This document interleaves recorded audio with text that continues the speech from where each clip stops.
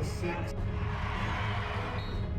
My oh my, it's a dog's world, at least for now. Fayetteville remains on top of the 7A West after slipping by Rogers last week.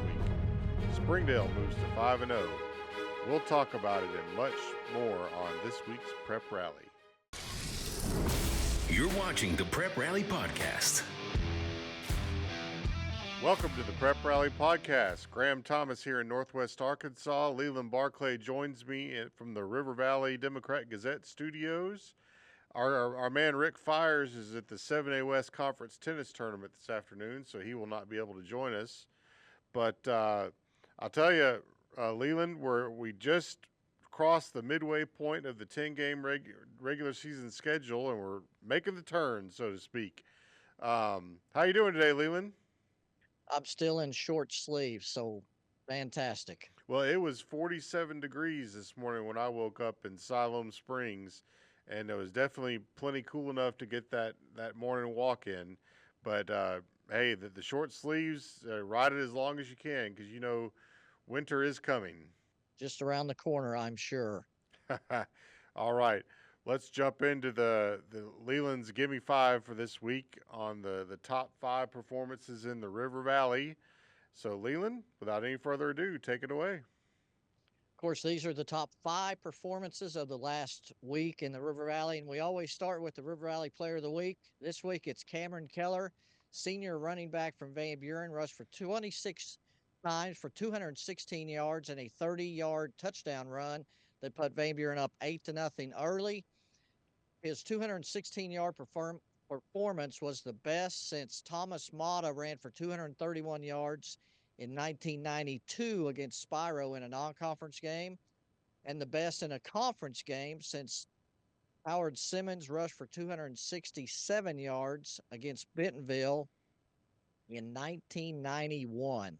So last week, of course, he had 187 yards against Russellville. The 403 yards in consecutive games is a school record for Van Buren. I mean, I didn't know I was having that good of a night. I mean, clearly I knew I was doing my thing, but that's news to me. That'd be a career high for me, and yeah, glad to hear it. Most importantly is the dub, though. That was a big performance in Van Buren's 45-11 win over Siloam Springs on Friday night. Number 2, Greenwood quarterback Kane Archer threw for 242 yards and 5 touchdowns, completed 16 of 19 passes. He threw 2 touchdown passes each to Champ Davis and Grant Carnes, and Greenwood rolled to a 63-14 win over Russellville after leading 49-0 at the half. Kaylor Jasna also got in to the end zone for the defense, returning an interception for a touchdown. Number 3, in the first really big game of the 3A1 conference season this year, Andrew Burton ran for 177 yards and 2 touchdowns to lead Mansfield to a 42-39 win over Charleston in an early 3A1 showdown. I'm telling you, the Burton brothers, man, I see feature story written all over that one for you. Yes, absolutely. I mean, can you imagine them around the dinner table, like those 3 guys? Well, and from what I understand, they're also very competitive, so they probably fight for the dinner rolls. All right. Number 4, from that same game, in a losing effort, Carter Little from Charleston completed 23 of 33 passes for 349 yards and 4 touchdowns, and he also ran for 2 touchdowns. That's all 6 of Charleston's touchdowns in that 42-39 loss against Mansfield. And then number 5, we jump over to the Oklahoma side of things, where Josiah Posey, sophomore quarterback for Pocola, completed 38 of 56 passes for 580 yards and 3 touchdowns in a 47-40 loss to Rejoice Christian on Friday night. Braden Hardwick caught 20 passes for 322 yards and a touchdown. Wow. And that is the top 5 performances of the last week in the River Valley. My goodness. That's just the numbers that these offenses can put up these days are just truly amazing. You know, even on the high school level, and you know, what a game by Posey in a losing effort, and same for Carter Little with Charleston. So, Leland, let's take it into the River Valley Sports Report for this week. What's going on? Well, of course, there was still plenty of other football on Friday night. Alma scored with 107 left, but was stopped short on the 2-point run in dropping a 30-29 decision to Morrilton in the 5A West on Friday night. Morrilton threatened. There was one touchdown scored in the first half. There were 7 touchdowns scored in the second half. Morrilton threatened a couple other times in the first half, but Easton Daly recovered a fumble to keep him out of the end zone one time, and then Ashton Shonavong made just a tremendous interception right at the goal line to stop another first half threat by Morrilton. And then Southside went to Lake Hamilton and dropped a 26-24 decision, missing a 30-yard field goal at the buzzer. And then Ozark picked up, won their first 4A4 game on Friday night. Kobe Wilbanks, 207 yards rushing and 3 touchdowns. He also threw a touchdown pass as the Hillbillies got back into the win column on Friday night. And then the Boonville Bearcats recorded their second Mercy Rule victory in as many 3A1 starts with a 42-6 win over Hackett. Muldrow also missed a field goal at the buzzer and lost to Chakotah 48-45. And then Braxton Goodson rushed for 2 touchdowns, threw 2 touchdowns, and also had 3 2-point conversions to lead Salisaw Central to a 56-41 win on Friday night. And folks, all the recaps of all those were available in the River Valley Democrat-Gazette, which has now gone to a daily edition on your digital app and replica.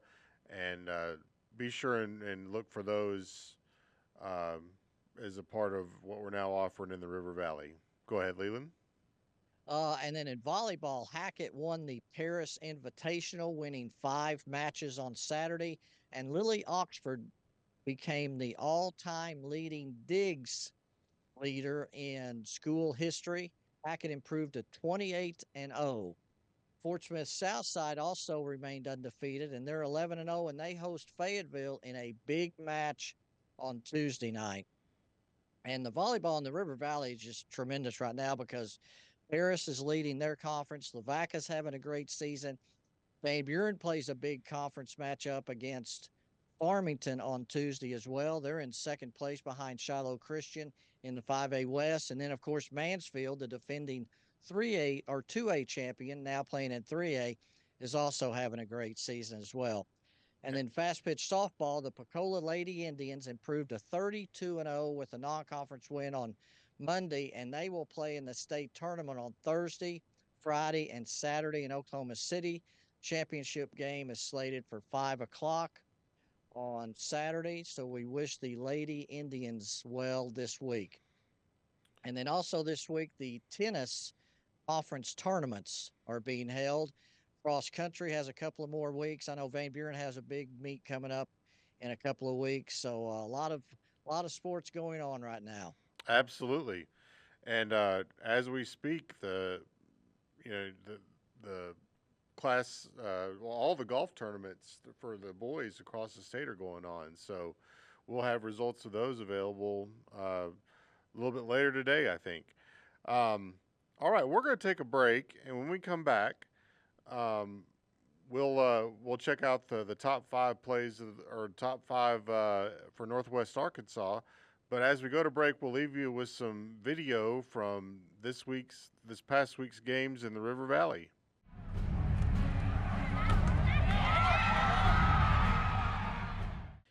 Welcome back to the Prep Rally Podcast, sponsored by West Termite Pest and Lawn. Graham Thomas here in the Northwest Arkansas Democrat-Gazette studios, joined by Leland Barclay in the River Valley.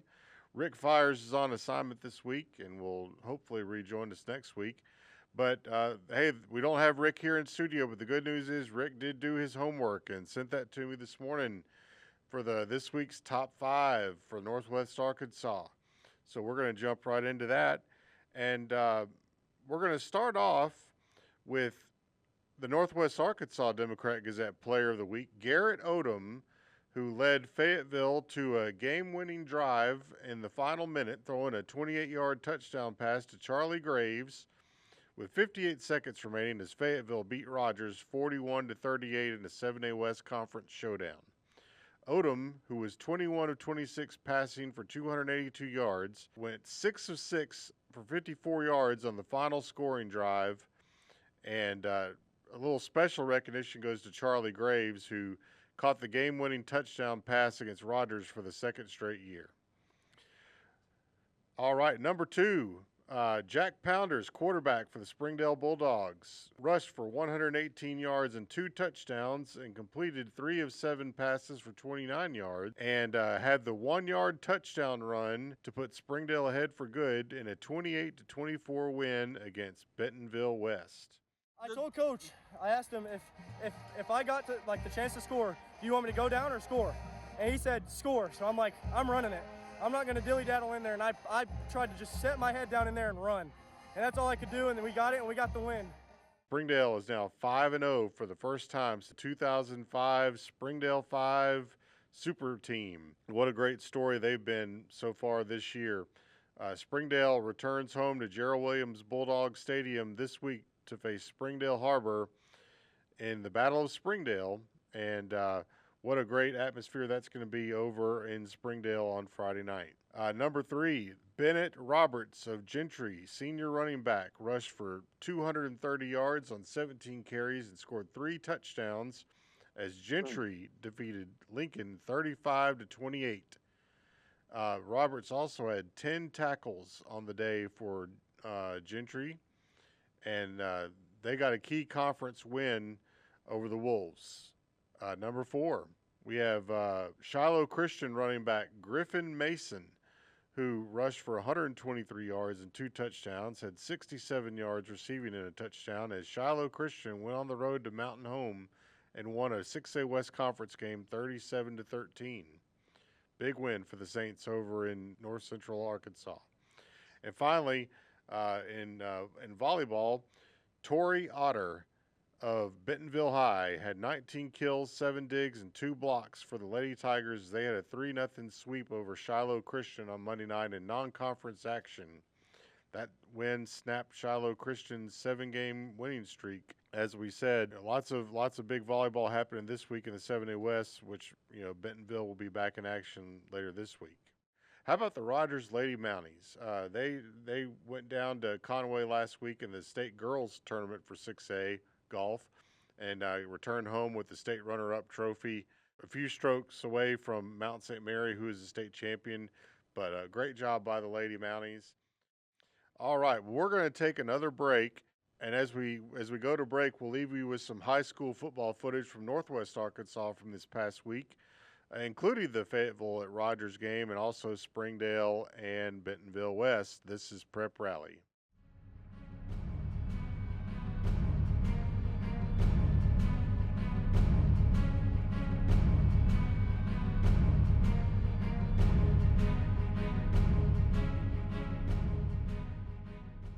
We're back on the Prep Rally podcast, sponsored by West Termite Pest and Lawn. Graham Thomas and Leland Barclay with you today, while Rick Fires is out on assignment for us. And Leland, it's time for Who You Got. And I know Rick Fires may not be here, but he's here in spirit, and I have got all of his picks. So if you are ready, I am ready. Everybody is ready to let's roll on Who You Got for this week. A quick glance at the standings. Leland, you and I, we won as many as we lost last week. Both of us going 4-4, I think. And so Rick Fires went 6-2, and he has moved into a tie with me for first place at 33-15 after 48 games picked so far. And then you're 2 games behind at 31-17. So you got a lot of work to do. Make up some ground here. All right, and we'll start off this week's Who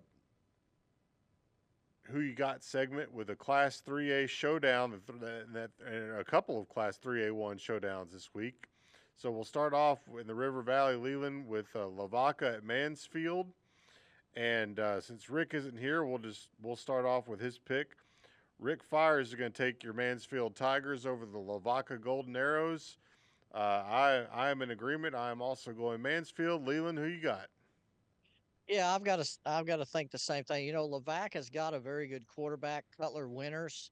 But I tell you, this Mansfield team is just really good. I don't think there'll be a letdown from the win over Charleston. I think Mansfield rolls to another victory in the 3A1.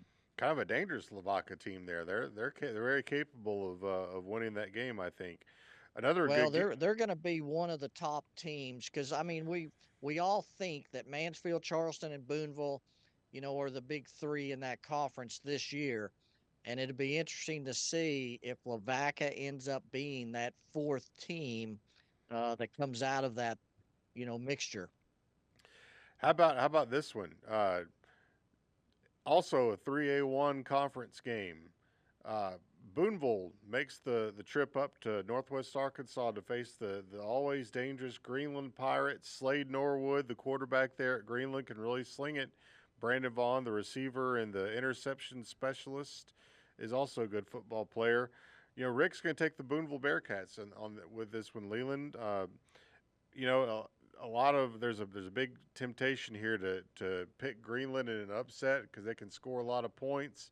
But I just don't think Boonville's going to let them keep the ball enough. I will also take Boonville to get a win at Greenland. Who you got? Yeah, I'm going to take Boonville too. Obviously, defending state champions, off to a great start this year. 2 Mercy Rule wins to start conference play. And I tell you, Greenland is going to have a say at some point in how the 3A1 comes out in the end. Slade Norwood is on track right now to pass for 3,000 yards for this season. He's already up around 1,500. Tremendous season for him, and he's kind of lifted Greenland to another level, a competitive level in the 3A1. But I don't think it's this week that they have the impact, so I'm picking Boonville. All right. Moving over to the 4A4, the always competitive 4A4, we have Mena at Ozark. And this is an undefeated Mena team at 5-0. Rick Fires is believing the Mena hype. He's picking Mena to beat Ozark. Leland, who you got? Well, I think it's a little bit of hype too, especially if this game was at Mena. It might be a different story. Kobe Wilbanks is still going to be, and I know Mina's got a very good quarterback too. Kobe Wilbanks is still going to be the best player on the field on Friday night. And Eli Gilstrap defensively had a great game last week. Of course, he's in our, other top players that we had in the paper yesterday or today. But I think Ozark wins this game. They had a speed bump that they hit a little speed bump last week or 2 weeks ago in the conference opener. I think they've righted the ship, and Ozark beats Mena on Friday night. I'm with you on that one. Ozark being at home, I know Ozark did slip up against Waldron a couple weeks ago. I'm going to say that was an anomaly, and Ozark gets it back together and beats Mena. And ends the Mena, they're the Bearcats, aren't they? Yes. Oh, yeah, it ends the Bearcats' undefeated start. 5A West showdown. Now, this is going to be, has all the makings of being a fun one. Farmington against Greenbrier at Farmington. Randy Tribble against Tommy Tice. A lot of good coaches in this one. But I'll tell you what, Leland, Rick Fires is taking Farmington, and I'm taking Farmington. I think they've kind of got things together now, and they're going to keep rolling through that 5A West. So give me Farmington over Greenbrier. Who you got? When you talk about coaching staffs, I don't know how many of the Greenbrier coaches. I imagine that Randy Tribble is probably a member of the AARP as well. But I'm going to take the AARP staff and at Farmington, Mark Watley and Tom Tice, and I think those guys will be ready to play on Friday night. I'll take Farmington. Okay, we're all going Farmington on that one. In Class 6A, Fort Smith Southside comes up to Springdale to take on Shiloh Christian. A game that could be a very offensive game. Rick Fires is going with Shiloh Christian over Fort Smith Southside. Hard to really pick against the Saints at home, so I'm taking Shiloh Christian as well against Southside. Leland, who you got? Yeah, you're right. It is hard to pick against Shiloh Christian at home, and it's also hard for me to think that Southside's going to start play in the 6A West 0-3, but I think that's what probably happens this week. And if Shiloh Christian is going to end up being that second best team in the conference, like they look like they might be in the opener against Greenwood, it's going to start this week, and I think they probably do. I'll take Shiloh Christian to beat Southside on Friday night. And they got a big win at Mountain Home last week. A Mountain Home team that had a lot of momentum and had been playing really well, and they went over there and really handled Mountain Home. So yeah, 37-13. Jake Bodenstein threw 2 touchdown passes. Yeah, a big win for them. all right, we've had a lot of Lake Hamilton here in the podcast here the last couple of weeks since 6A West play started, but Van Buren is making the trip over to Lake Hamilton. Southside was just over there, and so now the Pointers are heading over to Lake Hamilton. Boy, that's a long trip to make, and there's really not a great way to get there. And so Rick Fires is going to take Lake Hamilton and its ground and pound game offense to beat the Van Buren Pointers. Leland, who you got? I just think that Van Buren found some extra confidence last week. Boy, that trio of Weston Wilcox, Trenton Cooley, and Austin Riggs, and now they've got Elijah Johnson back healthy off that foot injury. And you throw in Cameron Keller. I just think Van Buren can go on the road and win at Lake Hamilton on Friday night. That would be a huge win for them. And if I'm not mistaken, didn't Van Buren beat Lake Hamilton last year? Yes. Yep. So they know they're capable of doing it. That's for sure. But with that being said, I'm going to take Lake Hamilton in this one. That's a tough place to go and win on the road. And, the trip is it is what it is. Trips are equalizers sometimes. So I'm going to go with Lake Hamilton to take care of Van Buren this week in 6A West play. Moving on to the 7A West, a game that a couple teams that are kind of licking their wounds after tough losses last week. Rogers at Bentonville West. So it's interesting, Leland, in the 8 games they've already played in this series since Bentonville West was opened in 2016, Bentonville West has won this game 7 out of 8 times. And Rogers it's kind of as Coach Chad Harbison said yesterday to me, it's been kind of a trap game for them because they've had to play this game right after playing Fayetteville. And now you have the Rogers Mounties sitting 3-2 and 1-1 in conference play against an 0-5 Bentonville West team.